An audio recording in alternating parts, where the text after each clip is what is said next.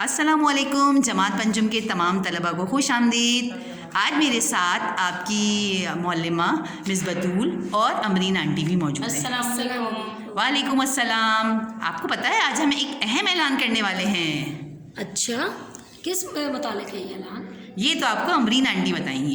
जी बच्चों, कल आप लोगों ने देखा है ना कि एक इश्तिहार हमने गूगल क्लासरूम पे डाला है।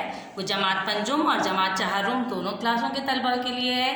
तो आपको क्या करना है, उसमें आपने बिल्कुल वो देखा होगा इश्तिहार कि वो एक कहानी नवीसी का इश्तिहार है। और पहले भी आप लोग बहुत सारी कहानियाँ लिख चुके हैं, लेकिन इसकी तफसील आपको बताएंगी रफ़त आंटी, ताकि आप बहुत अच्छी सी दिलचस्प और बहुत मज़ेदार कहानी तहरीर कर सकें।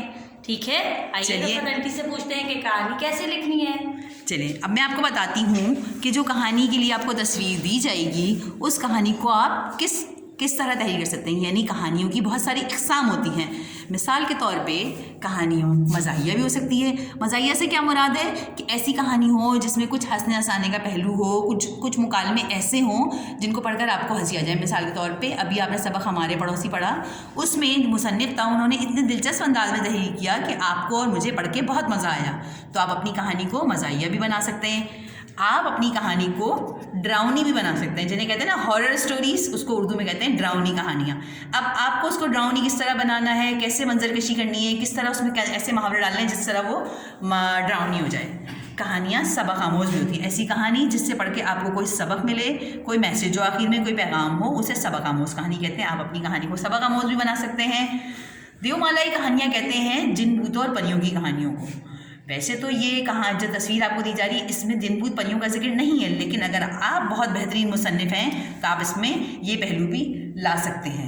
अरे मिस, लेकिन मैं आपको बताऊं कि अब जो बच्चों को एक कहानी मैं देने वाली हूँ उसमें शायद बच्चों को ऐसा देवमालाई कहानी भी लिखनी पड़े, क्योंकि उसमें जो तस्वीर है हमारी उसमें कुछ जो है अलग किस्म की मखलूक है। तो उस पर देखिए बच्चे क्या लिखते हैं। अच्छा, चलें, अच्छी बात है। ये तो बहुत, इसका मतलब है बच्चों को अपनी तख्लीकी सलाहियतों के जौहर दिखाने का बहुत ज़्यादा मौका मिलेगा।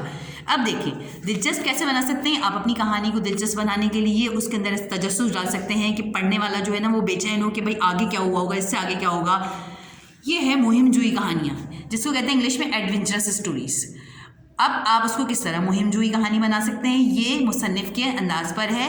अक्सर आपको याद होगा जमात में भी मैंने इसकी बहुत सारी मिसालें देखी और आपको बना के भी दिखाई हैं किस तरह बन सकती हैं। कहानियाँ मालूमाती भी होती हैं, लेकिन यहाँ जो आपको तस्वीरें दी जा रही हैं इसमें मालूमाती का कोई इतना पहलू आ नहीं रहा है। वैसे कहानियाँ इस्लामी और साइंसी भी होती हैं, लेकिन मैंने यहाँ इसलिए नहीं लिखा है क्योंकि जो तस्वीरें आपको फराहम की जा रही हैं उनका उससे कोई ख़ास ताल्लुक़ नहीं है।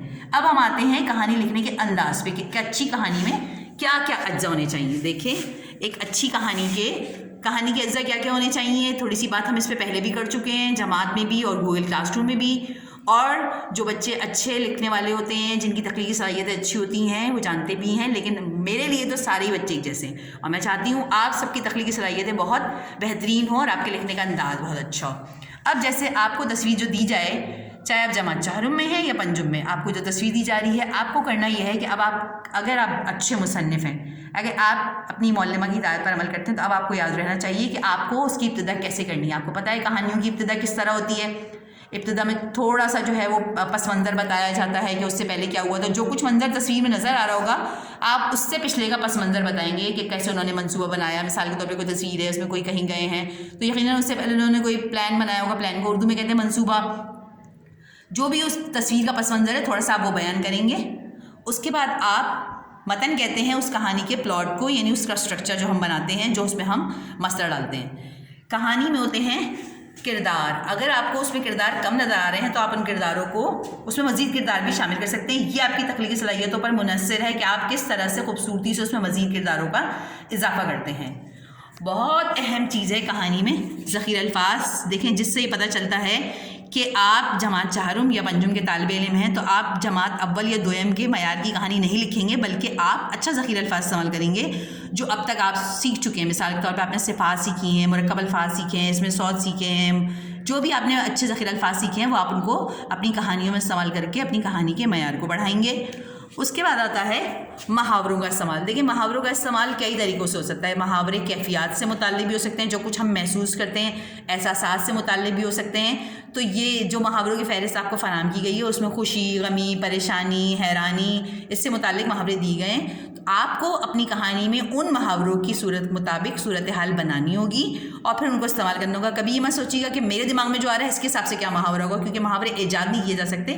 جو فہرست آپ کو فراہم کی گئی ہے اس کے مطابق آپ ان محاوروں کو اس کے مطابق صورتحال اپنی کہانی میں بنائیں گے اور پھر استعمال کریں گے. اس کے بعد آتا ہے منظر کشی. منظر کشی بہت اہم ہوتی ہے کسی اچھی کہانی میں.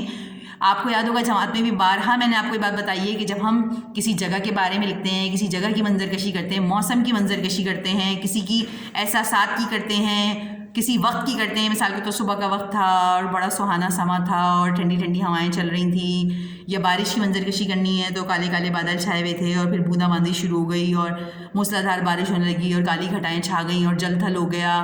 یا اگر آپ کو سردی کی کرنی ہے, گرمی کی کرنی ہے, یا ڈر کی کرنی ہے منظر کشی, کسی جگہ کی کرنی ہے کہ وہ بہت کشادہ تھی, تنگ و تاریک تھی, یا عمارتیں بہت بلند و بالا تھیں, بہت خوبصورت منظر تھا, حسین نظارے تھے, یہ سب کچھ منظر کشی میں آتا ہے. اب آپ کے اوپر منحصر ہے کہ جو کچھ آپ کو صفات سکھائی گئی ہیں, جو کچھ آپ نے جماعت میں اب تک سیکھا, اس کو کس طرح استعمال کرتے ہوئے اپنی کہانی کو آپ ایک بہترین کہانی بنا سکتے ہیں. اس کے بعد آتا ہے ربط و تسلسل, یعنی جو باتیں آپ کر رہے ہیں ان کے درمیان آپس میں ربط ہونا چاہیے. یہ نہیں کہ آپ نے شروع کسی اور طرح کی کہانی, پھر کوئی درمیان میں آپ کچھ اور بات کرنے لگے. کہانی کی جو ابتدا کی ہے اسی کو لے کے چلنا ہے, اسی میں مسئلہ آئے گا, اس کا یہ آپ حل نکالیں گے, اسی میں مزید کردار شامل کریں گے. اس طرح سے ایک اچھی کہانی میں شروع سے اور اختتام تک ربط و تسلسل ہونا چاہیے. کہانی کا ایک مناسب اختتام ہونا چاہیے, یعنی اگر کوئی مسئلہ آیا ہے تو اس کا کوئی حل نکلنا چاہیے. اگر سبق آموز کہانی کے تاخیر میں ان کو کوئی سبق حاصل ہونا چاہیے.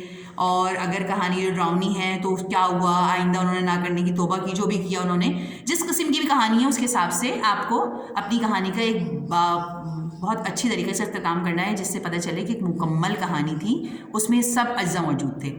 دیکھیں جیسے میں نے آپ کو جماعت میں بھی اکثر آپ کو یہ ہدایات دی ہیں کہ جب ہم کوئی چیز بناتے ہیں, پکاتے ہیں, تو اس کے اجزاء ہوتے ہیں. اگر اس میں کوئی کمی رہ جاتی ہے تو وہ بات نہیں آتی جو آنی چاہیے. بالکل اسی طرح ایک اچھے مصنف کی یہ نشانی ہے کہ وہ اس کی جو توقعات ہیں معلمہ کی کہ اس کی کہانی میں کیا کیا اجزاء ہونے چاہیے, وہ ان سب کو مد نظر رکھتے ہوئے اپنی کہانی تحریر کرتا ہے. اب آپ کو جو تصویر دی جائے گی, آپ اپنی یہ ویڈیو دیکھیں گے اور ان تمام نکات کو مد نظر رکھتے ہوئے کہانی تحریر کریں گے اور کوشش کریں گے کہ ہر بچے کی کہانی اتنی بہترین کہانی ہو کہ وہ فاتح قرار پائے اور وہ اس کا مقابلہ کہانی نویسی کا فاتح ہو, یعنی اول آئے اس کہانی نویسی کے مقابلے میں.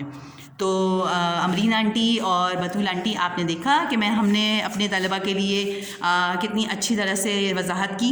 تو جی مس رفعت, آپ نے بہت اچھی طرح سمجھایا ہے اور ہمیں بھی امید ہے کہ بچے اب اس مقابلے میں بہت زیادہ دلچسپی لیں گے اور جو ہے بہت اچھی اچھی کہانیاں ہمیں پڑھنے کے لیے ملیں گی, کیونکہ جو ہے آپ نے جس تفصیل سے کہانیوں کے اقسام اور کہانیوں کے اجزاء بتائے ہیں, تو میرا خیال ہے مس بطول کے بہت اچھی کہانیاں اور اس مقابلے سے بچوں کو بہت کچھ سیکھنے کو بھی ملے گا.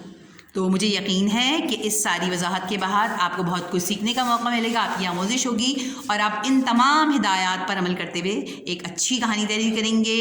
اب انتظار کیجیے گا کہ اس ویڈیو کے بعد آپ کو ایک تصویر فراہم کی جائے گی جس سے آپ کہانی لکھیں گے, اور جو آپ کو اشتہار ملے گا اس کے اوپر کہانی کی آخری تاریخ لکھی ہوئی ہے کہ کس تاریخ کو آپ کو جمع کرانی ہے. تو آپ بہت بہترین انداز میں, خوشخط لکھائی میں ان ساری تمام نکات کو مد نظر رکھتے ہوئے ایک اچھی کہانی تحریر کریں گے, اور اتنی اچھی لکھائی ہونی چاہیے کہ آپ کی کہانی پڑھ کے مجھے آپ کی معلمہ کو مزہ آ جائے. ٹھیک ہے, اللہ حافظ.